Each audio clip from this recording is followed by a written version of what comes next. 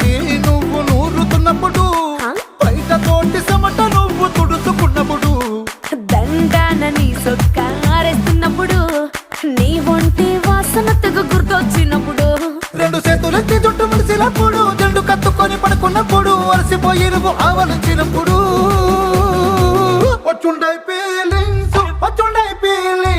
వచ్చి వచ్చి చంపేస్తా.